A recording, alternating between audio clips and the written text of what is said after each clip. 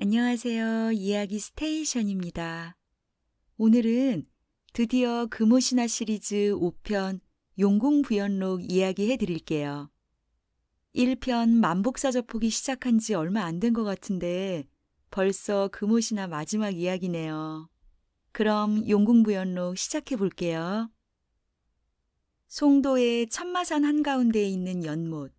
그곳에는 물보라를 일으키며 떨어지는 박연폭포가 있었어요. 주변의 경치도 아름다워 송도에서는 이름난 관광지이기도 했죠. 그런데 옛날부터 이 연못에 신령이 산다는 전설이 전해져서 나라에서는 명절 때마다 소를 바쳐 제사를 올렸다고 해요. 고려시대 때 바로 이 송도에 한생이라는 선비가 살고 있었는데요. 어려서부터 아주 글을 잘 지어 나라에서 유명한 인물이었어요.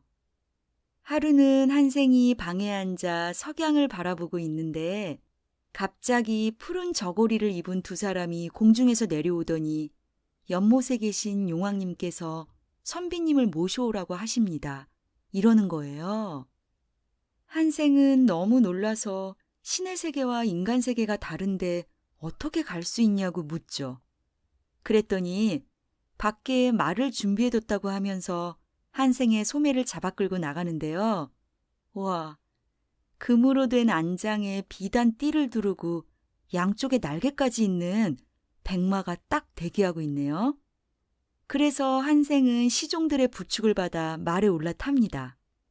그리고 잠시 후 말은 순식간에 공중으로 솟구쳐 올라 하늘을 날더니 눈 깜짝할 사이에 용궁문 앞에 도착하죠. 문 앞을 지키던 문지기들은 한생을 보자 모두 절을 하고 푸른 옷을 입은 사내아이 둘은 한생에게 궁궐을 안내해요. 천천히 걸어 궁궐문 안으로 들어선 한생.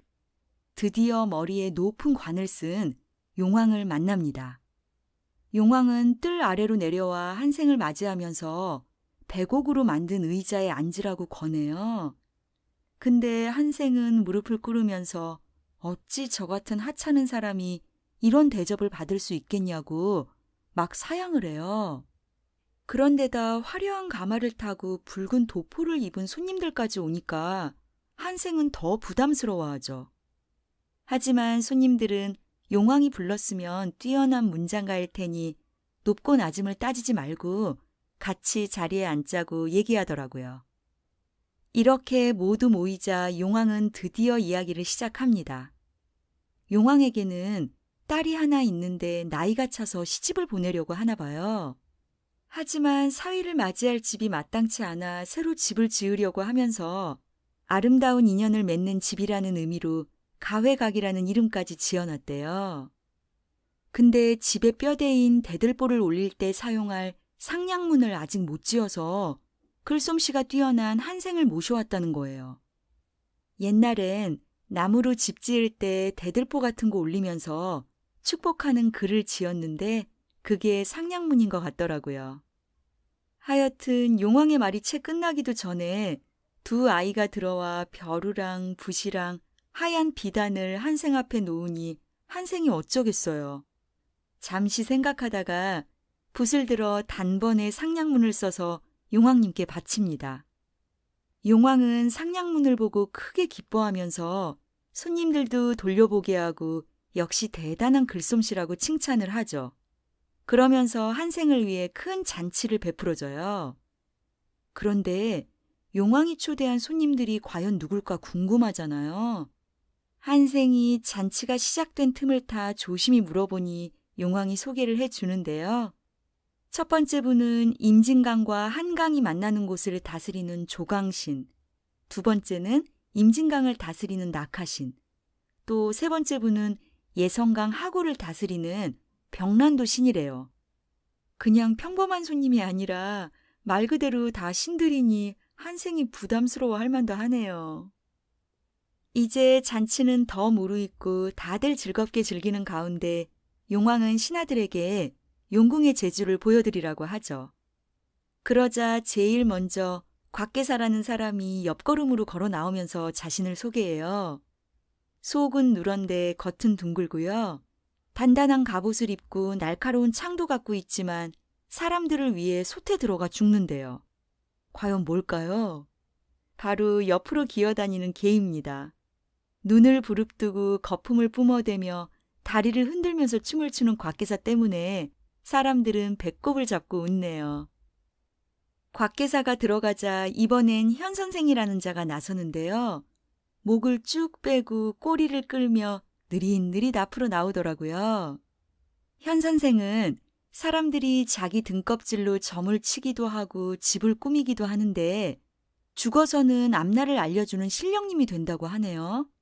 아무래도 이번엔 거북이 같죠? 현 선생의 제주가 끝나자 다음엔 산도깨비들과 요괴들이 일어나서 춤을 추고 노래를 부르며 제주를 뽐내요. 이렇게 용궁의 신하들이 모두 물러가자 이젠 3명의 신들이 시를 지어 바칩니다. 용왕은 아주 기뻐하면서 한생에게 시를 건네주고 한생도 용궁에서의 일을 담은 시를 지어 용왕에게 바치네요.